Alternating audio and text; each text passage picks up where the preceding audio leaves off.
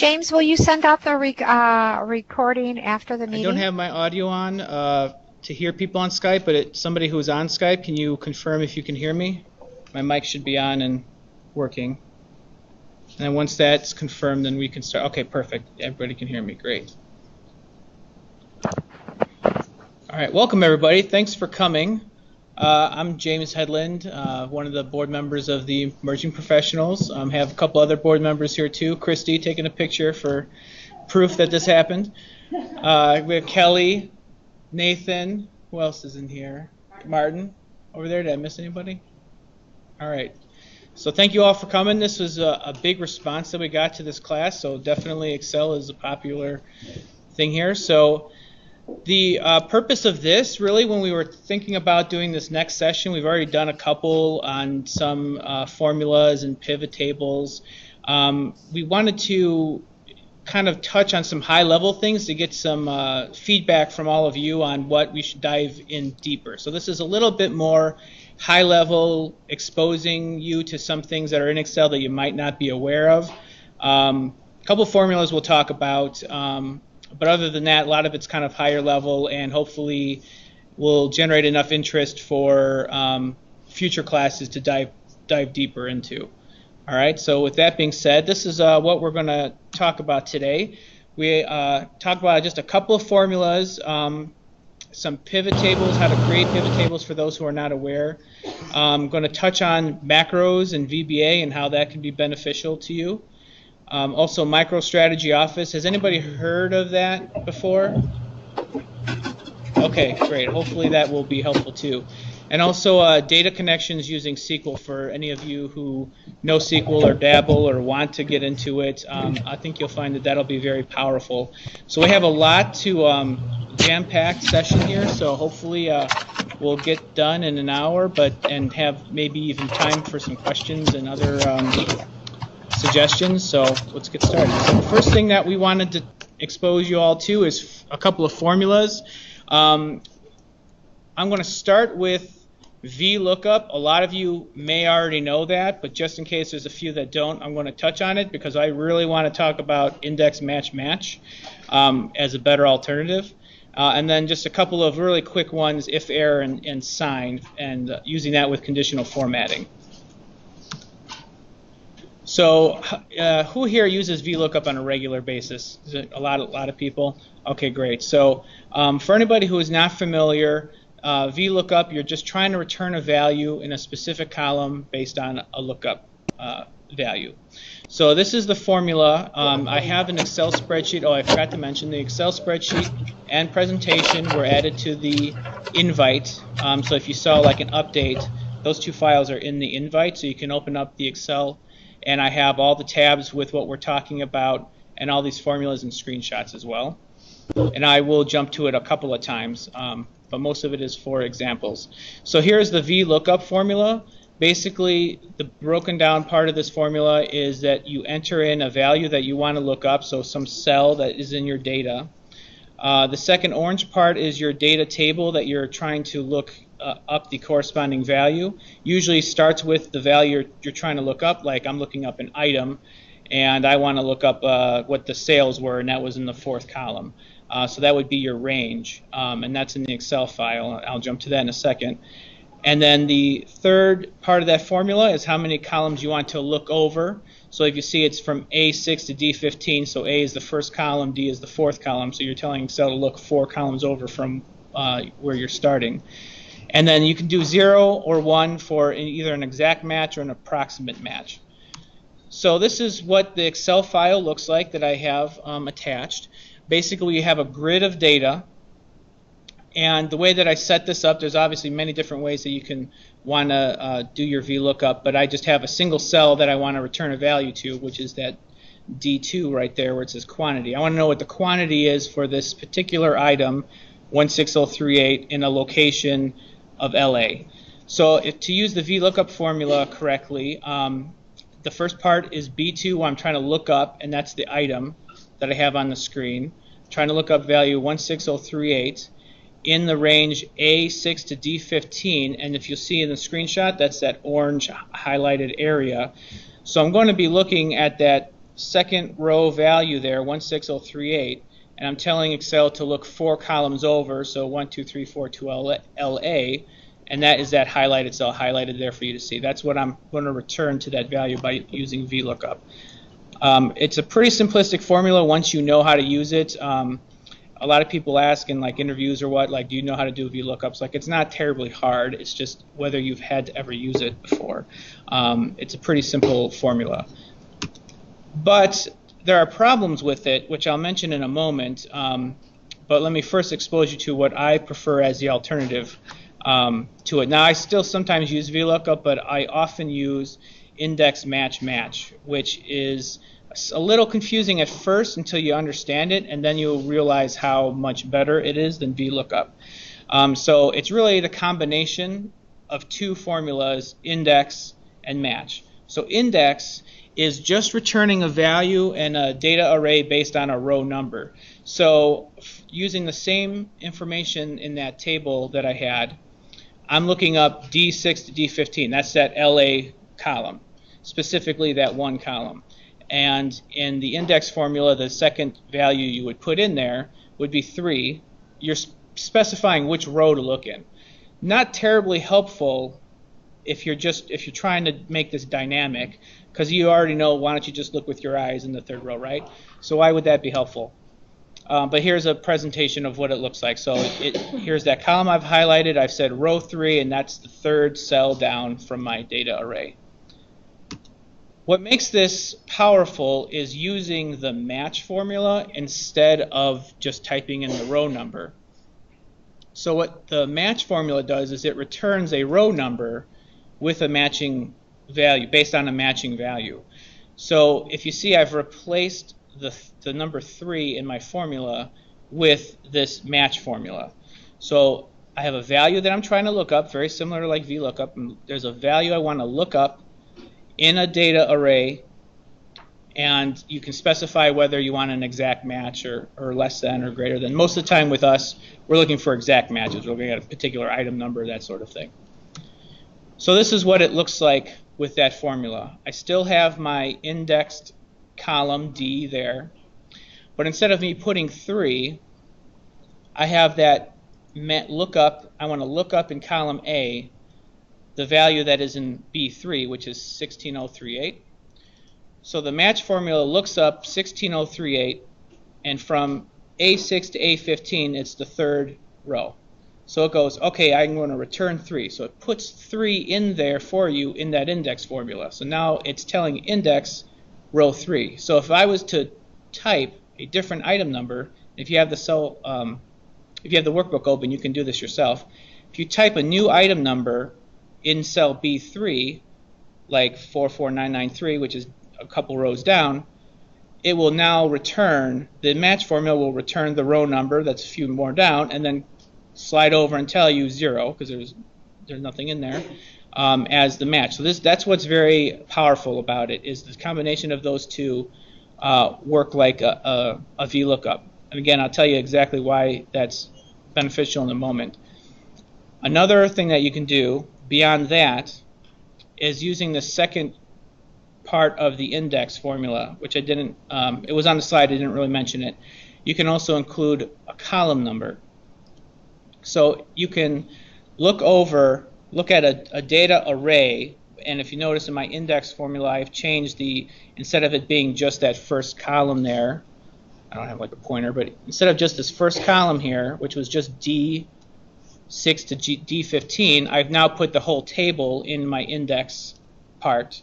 So now I have to tell the index formula which row and which column. The match works very similar. You're using the match formula again.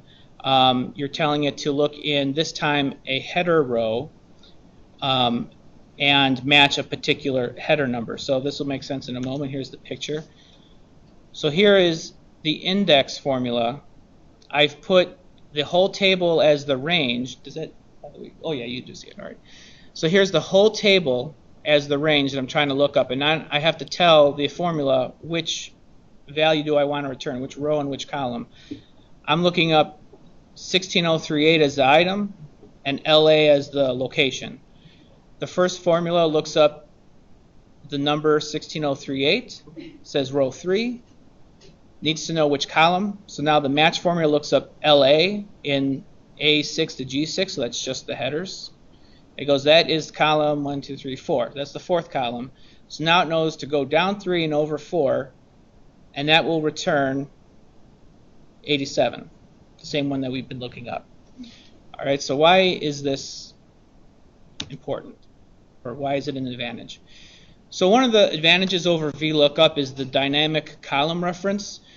And what I'm talking about is how I'm specifying a range instead of just saying, hey, look in these columns and move over 3.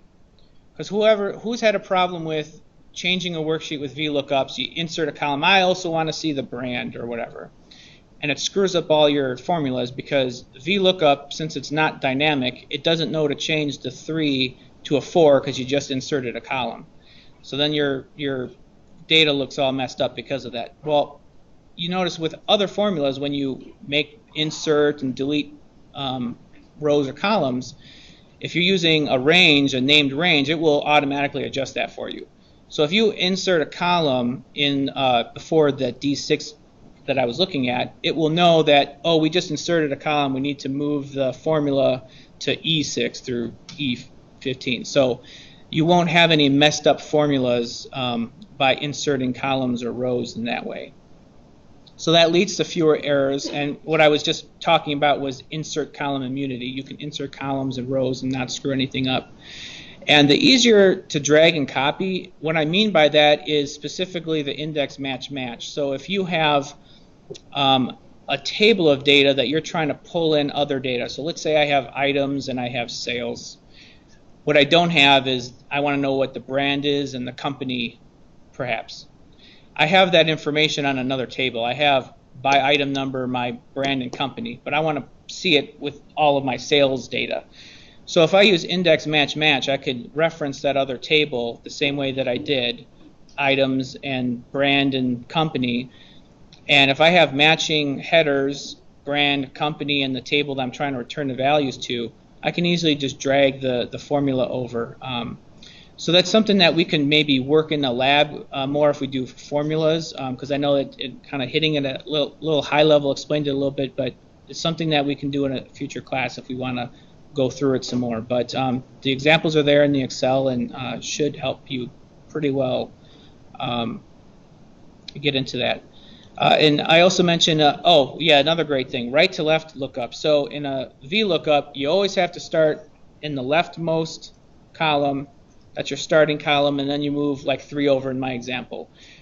With index match, you can start in any column and look up any other column. So you can start all the way at the end. I want to look up this item number. It's actually in column Z, and the information I want is in column B. It's not a problem with index match. And the doubles as H lookup is the whole column part where you can actually look down columns. So that's probably the lengthier formula that we're going to talk about that we got into detail. These are really just a couple of quick, interesting ones to use if you haven't already. They're pretty simple, but some people just haven't used them before, and they're very helpful. So here is another spreadsheet that I used. This time I'm actually using index match or index match in the table to make these values. I'm filling out these values in this table, and again, that's in the Excel file. But I'm returning errors because the data that I'm looking up, and let's just say, I don't know if I said that these were sales or not, but let's just pretend this is like sales by location, by item. If there were no sales, and Alex does this to you all the time, you won't get any data returned for that item. It won't say this item 0 sales. You'll just not get a line item for it. So I'm looking all this data up from this table, and I'm getting a lot of errors just because the item that I'm trying to look up doesn't exist, and it looks very messy. Some people try to just delete all the NAs or whatever if they don't know the shortcut. So the real shortcut to this is using an if-error formula, and it's very simple. It's just wrapping your entire formula that you've already started within this if-error, and this is the bolded parts are the part that I added. So basically, if you get any error out of what this entire formula does or any formula that you have, after that you insert a comma, and then anything after that second part of the comma is what I want to display instead. And it could be anything. I chose 0 in this case. So if I run into an error, all these NAs that we had here, it's just going to assume 0. It's going to put 0. You could put not found as text. You can even put other formulas. This is also a great way if you. I see a lot of people who don't know about if error use an if formula to solve this. Like if this whole formula is greater than 0, then and then they type the whole formula again, and then if not, put 0. This would be a shorter way of doing that. Or if you wanted to only do this formula first, and if it fails that test, then do this other formula. That's another great way to use if error. All right. And then the last formula that we'll touch on here is really more for presenting reports to people and making things look a little bit nicer. I have found for the last several years that just presenting data with a little bit of visual aid, colors. My director isn't here, and she knows that I do this all the time. Making it just easier to look at actually just makes digesting the data easier. And this is just a great one to have as a quick visual aid. So here I have a table of sales this week, last week, and then the variance, and it's by item. If I wanted to add a quick way to see how the items are doing as a snapshot, I can use this sign formula and then conditional formatting, and it provides a quick visual, and it's also simple filtering. So I've added 2 columns. You only need the one. I'm just showing you 2 different things here. So in that column I added called sign, the formula I have is sign, and then it's looking at D2, which is the variance. And all it does is return 1, 0, or -1 based on the sign of the variance. Now, the benefit of that is not so much this column that has all the 1s, 0s, and -1s, but then using conditional formatting, which is the next column over, which will then show you the icon and there's several different icons to choose from, and I'll show you in just a second. So the sign and the symbol column that you're seeing are the exact same columns. I'm just showing you the one with conditional formatting. So I don't have a screenshot. I just realized is of where I started. So let me just do that really quick. So let me go over to my spreadsheet. Hopefully you can see that pretty well. Some of the text up there is a little small, but what I would do, and in fact I'll just do it to this row as well. So if I was to do conditional formatting, let me highlight this whole column here. I do conditional formatting.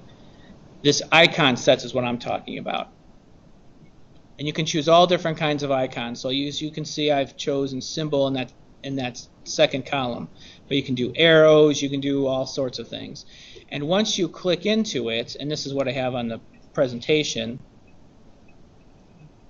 Oh, actually, I'm sorry. It doesn't actually do it when you click into it. But if you go to manage your rules, I'm going to edit my rule.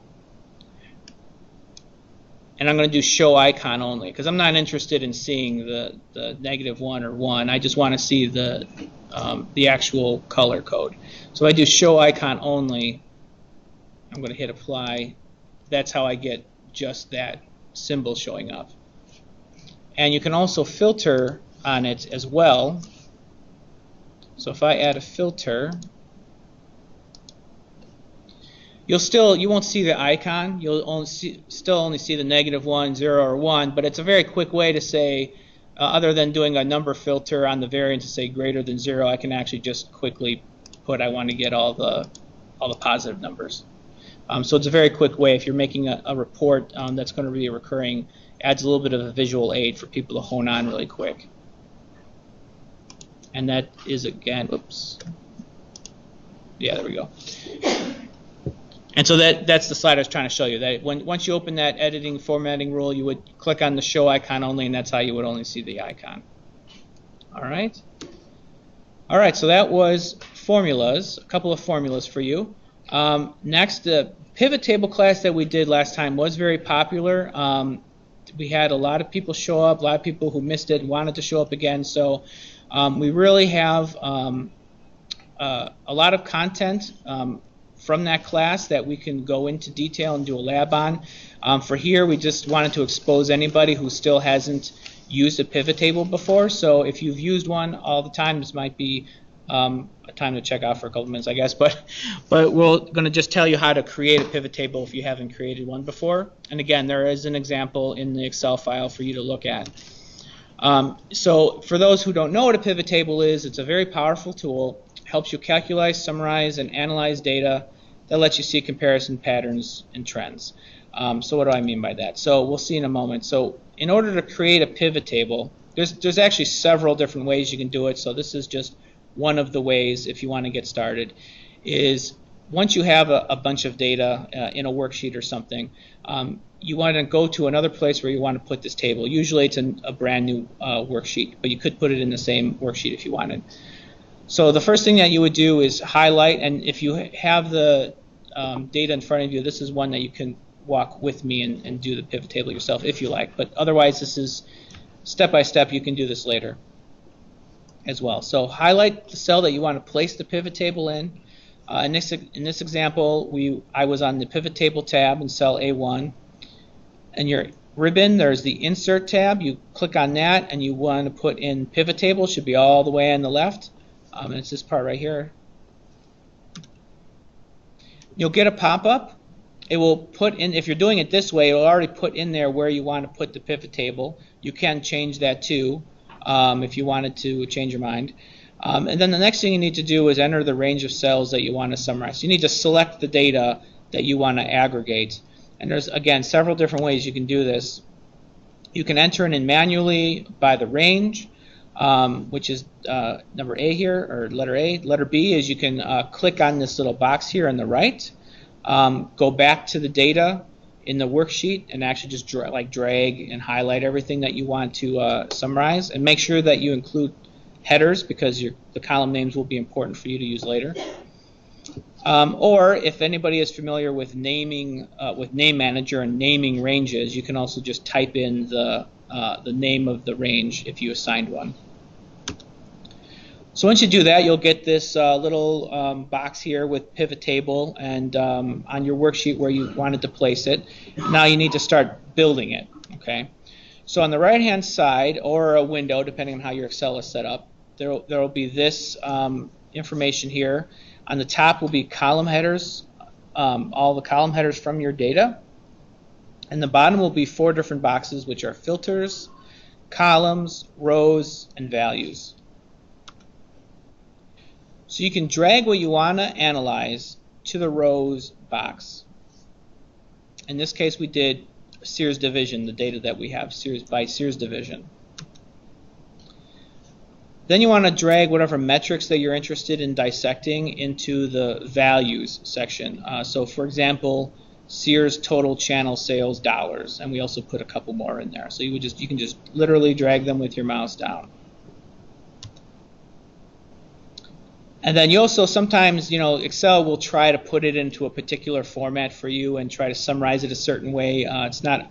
Sometimes it's smart, and sometimes I don't understand why it chose to do it one way.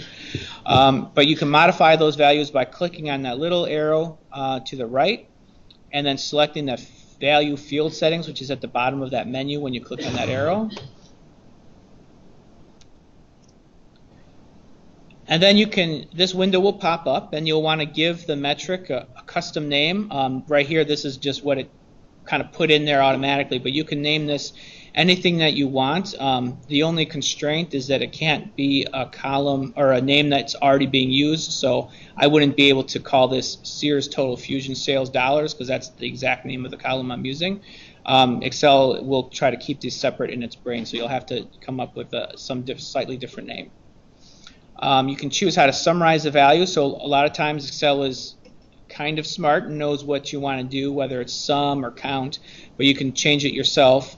So it'll either sum up all the values, just tell you count how many rows are in the data, average it out. So there's a whole wide range of options for you. And then also to make it a little bit cleaner looking, the number format button down here is just similar to you formatting any other cell by changing it to currency or accounting or whatever you want to change it to. And so now in that Excel file that we have for you, that is the table that is showing. So that is the Sears division numbers down the left that are part of the data. We dragged down 3 metrics. So is summing up all of the sales. If you went to the data, filtered on division 33, and then highlighted all of the cells and channels, total channel sales, you'd see that they add up to 608, 986, 25. And you would also find that there would be 86 rows, so we're counting where there's actual values, how many rows there are in those. The next column over, count of Sears total fusion sales. So this is how you would summarize your data, and the great thing is how dynamic it is. So once you want to look at something else, you can flip things around, and there's a lot of other things that we can go into in another class, such as you can look at line underneath division and then kind of expand it, kind of like drill into your data. So it is a very powerful tool if you're not using it already.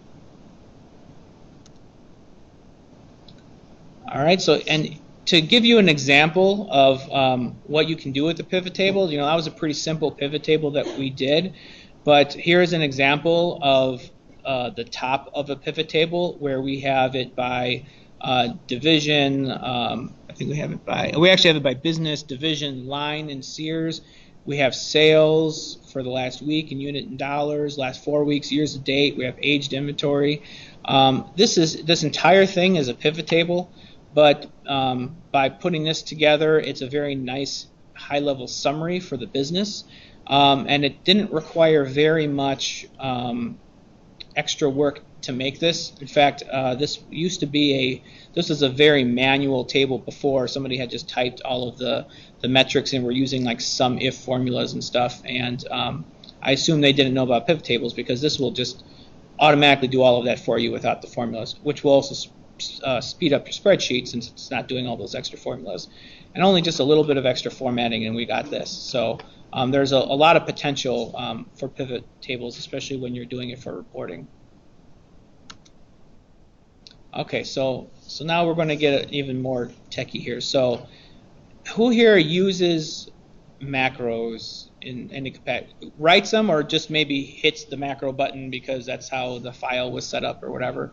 Okay, quite a few hit a macro. Most people have it set up for them, and then they hit it. And I'll tell you, I didn't know anything about macros until I started at Sears. So, I mean, I knew of them, but I never was interested in learning anything about VBA, which I'll explain in a second, until I started working at Sears, and which has only been a little over 2 years, and now I've written some macros. So it's in a short amount of time you can educate yourself enough if you're interested to do macros. So let's get into it. For those of you who don't know, the real kind of nerdy explanation I found from Wikipedia on what is a macro is it's a rule or pattern that specifies how a certain input sequence should be mapped to a replacement output sequence according to a defined procedure. And all that really means is it's basically a computer program which combines multiple steps into a single step. It's really all it's doing. That actually applies to, that's a big broad-based definition. Specifically, we're talking about in Microsoft Office VBA, which stands for Visual Basic for Applications. It's a programming language that was developed by Microsoft for use in its Office applications. So there are some advantages to using a macro. It provides automation, so you're not manually doing something, especially if it's something you do like every Monday for reporting or something like that. It's consistent, so it would eliminate like typos. If you were doing it one Monday, you hadn't had your second cup of coffee or whatever, and you hit the keys wrong when you were making your report. That wouldn't happen with a macro because it's been written in a certain way, and it will always do that code the same way every single time. It's also very fast processing. It's a computer processing manual step, so whether it's copying and pasting or doing whatever, it's going to go at lightning speed compared to a human. And it also simplifies the process for other users. So for those of you who raised your hand that you click the macro button, that's the whole advantage of it. Somebody else set up a macro so that you can run your report or do whatever every week, and it's just convenient for you to hit that button. It does have some disadvantages as well. First of all, the coding aspect of it. So either you need to know the code or you need to know somebody who can write the code for you. Consistency is also a disadvantage because if you want to make any changes to your file, it might require making a change to the code. Unlike formulas in Excel where you have a named range, I want A6 to D15 or whatever, when you insert columns and that sort of thing, VBA doesn't get updated. It's just hard code. So you would have to, if you're copying certain columns and that sort of thing, you'd have to make sure you went back into that code and made the changes that you have to make. Debugging when things go wrong, so when your macro doesn't work as expected. If you don't know VBA, then you know you're like, oh, now I got to call IT, and who knows what time that's going to involve. And otherwise, you have to yourself dive into it, which could be a fun adventure, which is sarcastic about fun. And you can't rely on the code being backward or forward compatible. So Microsoft does make changes to its code. So, and I've even run into this myself here, that you can't, I can take an old spreadsheet that somebody made, but if it was made in a prior version of Office, there are some things that might not work anymore because they changed the language a little bit, and that can be very frustrating. So, but let me show you an example, and I'll get into what I was about to get into something else, but let me show you an example really quick. So again, this is on my file that we provided. Here is a sales table this week, last week, 2 weeks ago, 3 weeks ago. And I'm just kind of tracking, this is like a tracker, let's say. I'm just tracking what the sales are for this item from week to week. But I update this every Monday. But what I want to do, because of the way I have it set up, is I want to move this week to last week, you know, on Monday, the new week. This is last week's information. So this week should now be last week. So I want to move this week to last week to 2 weeks ago, 2 weeks ago to 3 weeks ago, right? So you can do that yourself manually, or if you have a macro written for you, I have a button here. I wrote a simple macro, and it's going to do exactly that. It's going to copy over starting at 2 weeks to 3 weeks, so I don't copy over the 2 weeks part. So I'm starting from right to left, copy F to G, E to F, D to E, and then leave D blank. And then I'll fill in my numbers or whatever. So all I have to do is click this, and it's already done. So it takes a second, and it's already done that copying and pasting. All it took was this little bit of code. Now, I know code is not fun to look at, but this is relatively simple. And if you look at it closely enough, it kind of, you know, it's not quite English, but you can kind of see what it did, especially if you know what it did. So it was, you know, I selected a sheet in my worksheet, copied it, you know, selected a range, copied it, moved my mouse over, you know, kind of like if I clicked in a different cell, pasted it, and kind of just moved over. And that's all it did. And at the very end, I cleared out that first column. So that's all that macro did. A lot of this stuff is very easy to look up on the internet as well. So that is something that you can do. But I do want to caution here. So in my opinion, I think macros should be kept very simple. So this is an example of a report that I optimized, and I kind of bulleted together when I was explaining what I did to the report. It had data pull files, it had 16 queries to run inside of it, it had 46 worksheets, which were mostly for formulas and aggregating, and it had 1,270 lines of Visual Basic code, doing like opening the file. So it was really nifty in a way. They built this report so that it would open up the 6 other files, it would refresh the 16 queries in the file, it would do a whole bunch of copying and pasting, it would delete the worksheets it didn't need anymore. So the end user really saw a 9-tab worksheet with a whole bunch of nice information on it, but it was a big long line of code in order to run it. And you know, that broke a couple of times when I was looking at this, and that's a lot of code to sort through and try to figure out what is wrong.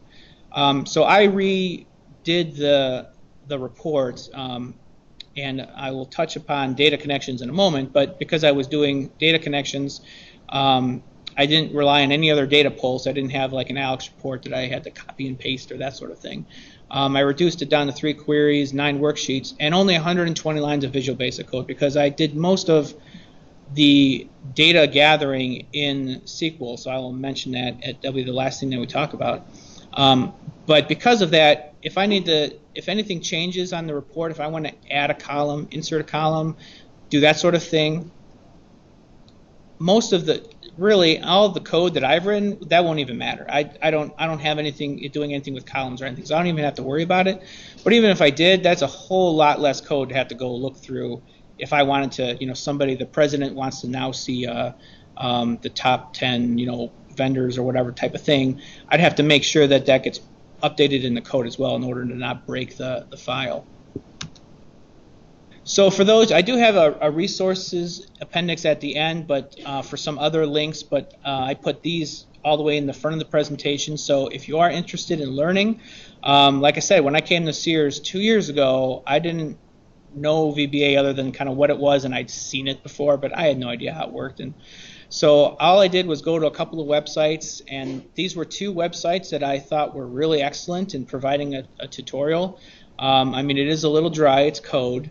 So don't do it too late because you will fall asleep. But it was very good in explaining what things meant. Now I'm definitely no expert, but I can definitely do things like copying and pasting and moving sheets and that sort of thing, especially the keep simple part of it.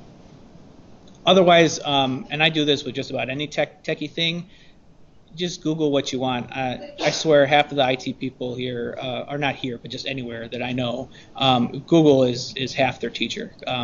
So if you don't know what to do, it's probably in a forum somewhere, so you can just Google, I want to delete sheets VBA, and you will probably find some good code to use for it in your VBA. So it is pretty easy to teach yourself. All right, so the next thing I want to talk about, and this is all about making your life easier for reporting, so or anything else that you're doing with your data. So, the macros are great, but I think it's much better to integrate your data into your worksheet, kind of have it grab it and put it in there for you, because a lot of people, or let me even just ask, how many people know or do reports in Alex or Enterprise Analytics? They run it, they export it, they copy and paste it into a report because they're going to look up the data. Anybody do that or know that? Right? Okay, I see it everywhere. So it's definitely an easy thing, and I do it too. If you're doing something ad hoc, it's certainly something that would probably be just the fastest to do. But especially for something that you're going to do weekly or monthly or something like that, it is a lot more efficient to have your data kind of come in for you instead of you doing all these extra steps. So what is MicroStrategy Office? So for those who don't know, because I didn't realize this for a long time, MicroStrategy is the company that has a lot of the products that we use for reporting. So Alex, Enterprise Analytics, anything on this screen, there's more of them. That's all by MicroStrategy. So when we say Alex, we're talking about their product, which is from MicroStrategy. So MicroStrategy Office is another product that they have made, and it helps you run, create, edit, and format any MicroStrategy report, so anything out of Alex, Enterprise Analytics, directly from within Microsoft applications such as Excel, even PowerPoint and Word. So on Excel, what it will look like once you have this installed, and I'll give you some instructions, is there'll be another tab called MicroStrategy in your Excel on your ribbon. And I'll only have just a couple little buttons here, but I'm just going to quickly walk through, again, I'm just exposing you to this, so if you're interested in this, then we have instructions for getting access and learning more about it. So once you have this installed, you would click on this little office icon here. It opens up a window. You log in with your LDAP ID. Here is a whole list of projects. I don't necessarily have access to all of these. I think it just lists all of them, but I'm more interested here in this case in Alex. So here's Alex here at the top. I would click into that, and I have a saved report. So if you had gone on Alex, run a report, saved it to your folder, this is what is now looking at that folder that you would see in Alex. So I'm gonna in this presentation I've clicked on this report that I made, Sears HA Top 10. This should look kind of similar to you. This is like the prompts that you would get from that report. You can do the prompting within Microsoft MicroStrategy Office. So you put your custom time, your product, all that information. and then it will spit out, it will run that report, and it will just put it in your Excel file. So for those who have the Excel file open, there is a tab that will say that Sears HA Top 10, and you'll see this report in there. That was imported from MicroStrategy Office. Now you won't be able to refresh this or anything because you don't have the I'm assuming you don't have the add-in. But once you do have access to that, if you wanted to, again, it's a new Monday, it's the next week, I want to know about last week. Instead of running that report, I can just refresh it within MicroStrategy Office, and it will pull back that data for the, I did this for last close week. So on the Monday, I can hit refresh. It'll connect to Alex, refresh that data, and put it here. So it cuts down a few of the steps for getting your data from Alex. You can also have multiple reports in a file. So instead of running an Alex report, exporting it, running another one, exporting it, it will refresh all of the reports at once. It's not. It's still, Alex takes a while, a few moments or whatever, depending on the report you're running to run. It'll be that same time that it takes to kind of execute the report, but there's less steps for you to do. So if you are interested in exploring more, this would be how you would get access to it. So again, you have the deck, so you should have this information. It requires two different things. First would be a request for the software installation. So like the added in Excel is like a software installation. So you just do that in ServiceNow, and that's the application that you would ask for. And you also need to have access to like log in. So it's not the same thing as logging into Alex on the front end like you might do, or whatever report you use. It's a different level. So you would have to ask for access to log in through MicroStrategy Office. Would you do that request at the same time, or is it it's different. So it's ServiceNow My Access. So if you go to ServiceNow, it'll be My Access is a separate place to go. So it would be like two different. you have to wait for one to get approved? No, you can request both at the same time. I didn't have a screen, or I don't have the exact instructions for My Access because when I was doing this, for some reason My Access wasn't working, so I couldn't tell you the different layers. But you should be able to get help on Pebble if you can't find it. But once you go and log into My Access, you would create a new ticket, and then you would look for MicroStrategy Office in order to get access to that. And then, again, like I pointed out, you can do both at the same time, have both going. Okay? Let's see. All right. I think we're doing okay at time. I feel like we had a lot of content, so I'm glad that we're getting through it. This is the last part that I want to expose you to. Originally, when we were planning this year back in January, we decided we were going to do Excel. We did a OneNote. We kind of planned all these classes back in January or so. And I wanted to, we wanted to have an idea for this month, and I threw a SQL out there. But then we thought, as we approached this date, I don't know how many people would be interested.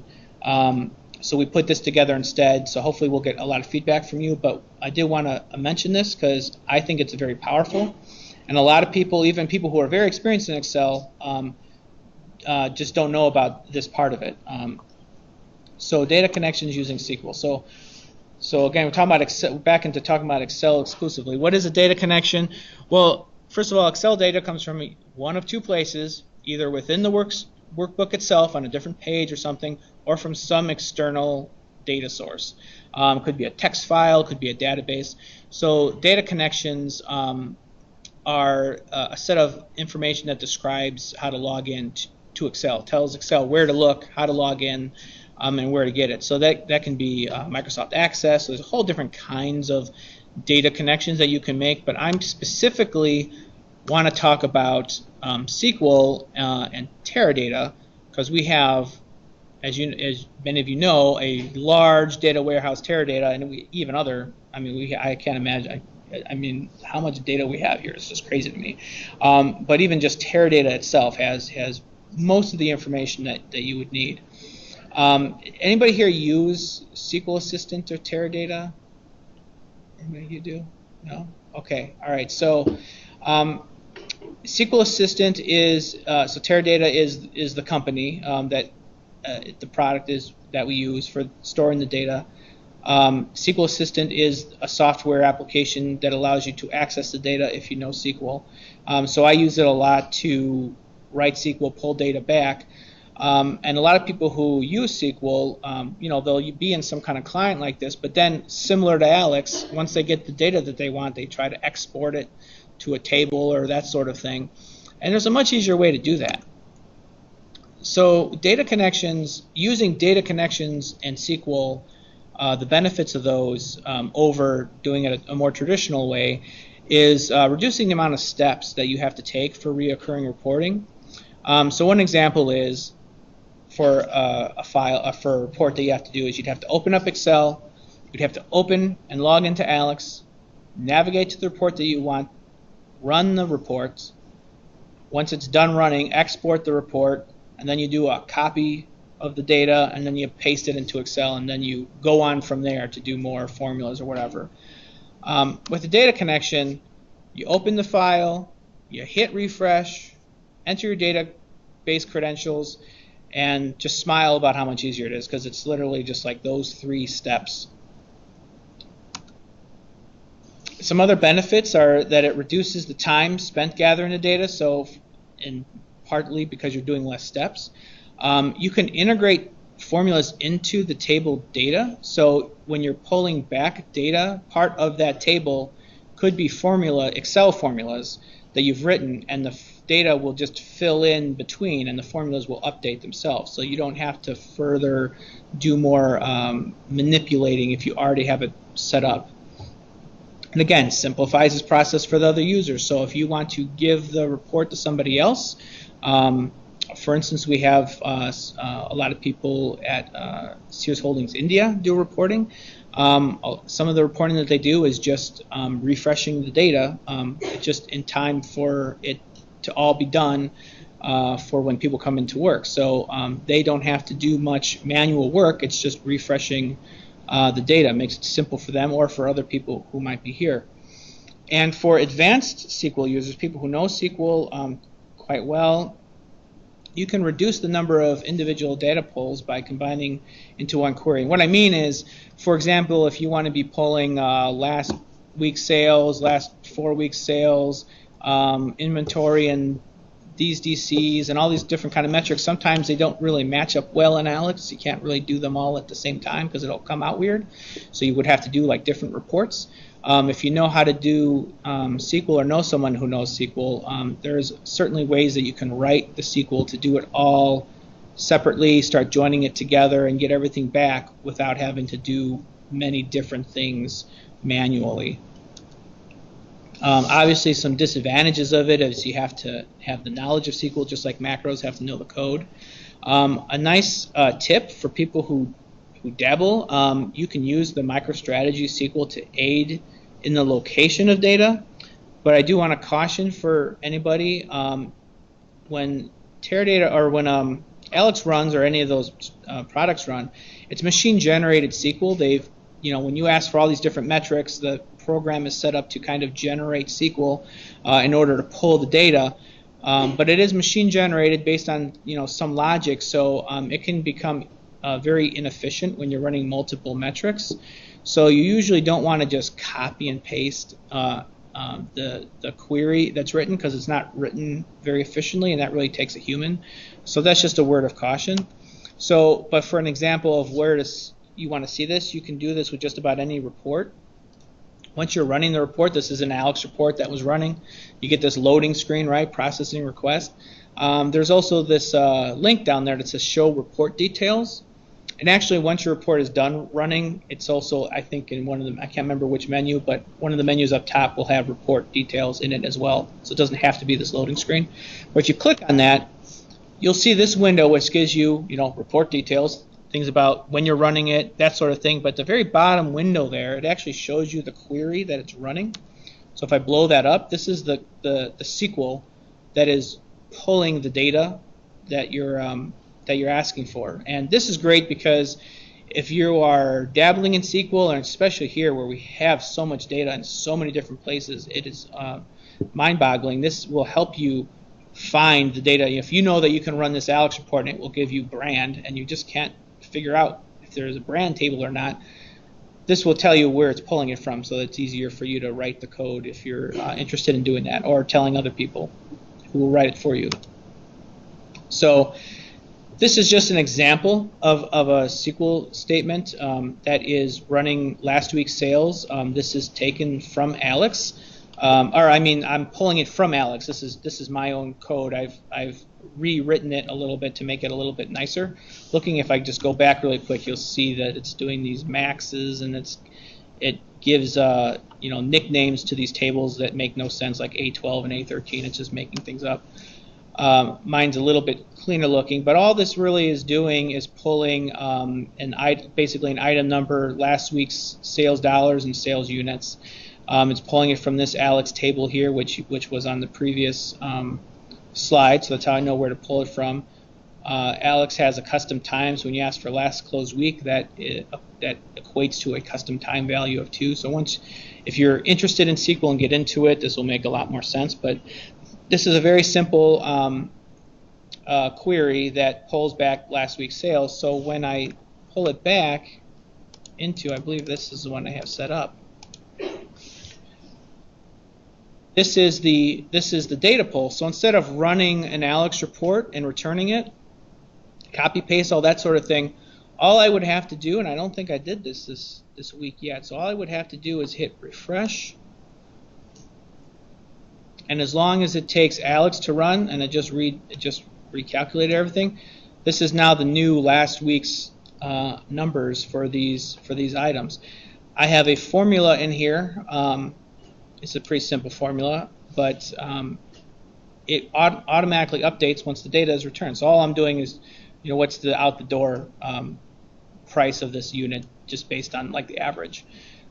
So any formulas that you have in this table will continue to work, and the data will just kind of fill in where it's supposed to fill in.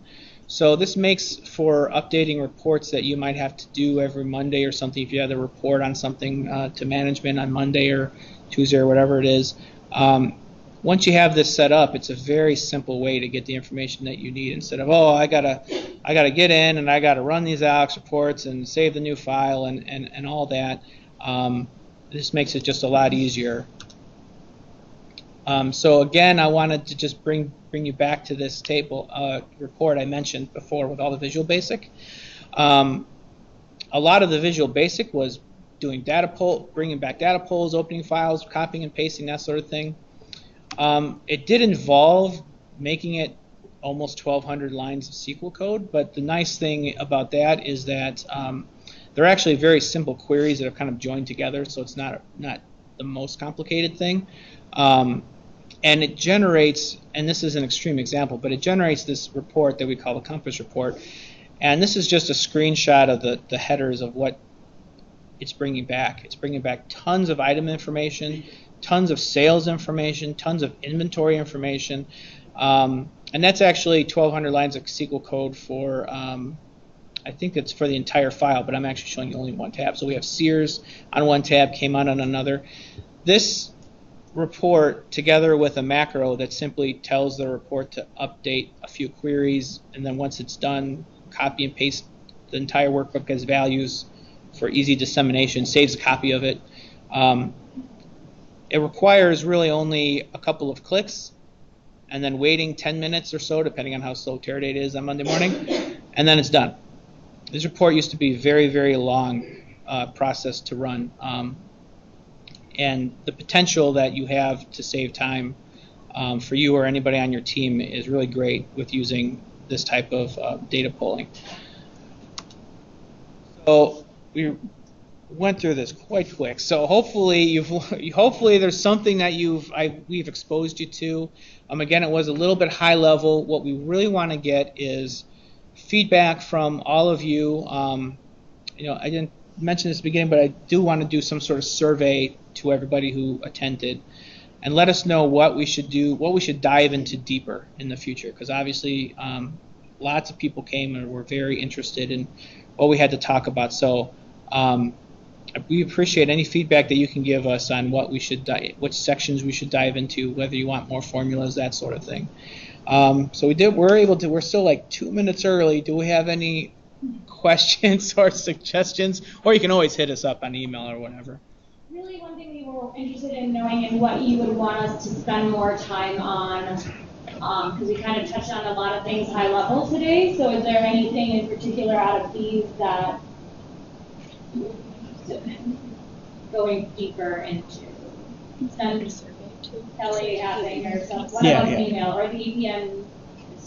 I will send out a survey monkey or something. How about that? For those, also, let me just mention in the appendix, again, this is part of the event invite, you should have it. There is a very detailed tutorial on how to connect to Teradata, how to make a data connection. So if you are interested in dabbling or know, or even if you run SQL yourself and just didn't realize you can do this instead of trying to export it, there's a very detailed snapshot by snapshot way of making a data connection on your computer for you to easily pull in the SQL query. So that, again, like I said, that's at the end of the presentation for those who are interested. Anything else? Any other comments or any questions? Kim? I'm Kim from a while. That's been invited all of you and anyone who would be tomorrow. It's about resilience, so I'm presented for that. But if you're available, it's going to be in front of the auditorium hours here.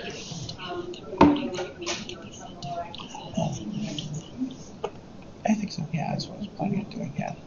Yeah, I did. Yeah, I did record the Skype session so that we could present it as like a webinar, that type of thing. Somebody was just asking that on Skype, so we did record it, and I'll figure out the best way to disseminate it or store it somewhere or whatever. So that will be available for anybody who wants to actually hear what we were talking about. Anything else? Thank you very much. All right. Yeah, we're right at 12 o'clock. So thank you everybody for coming. Thank you. What? Thank you. Oh, thank you. Yeah, thank you. That was a lot. I know. I was like, you probably need we're to gonna water. go through yeah. No, yeah. I keep forgetting like to do it. 70 or 60 slides. I was like, that's 1 minute a slide. Okay, good. All right. I mean. Well, there's the appendix, but it's not. That's still. No.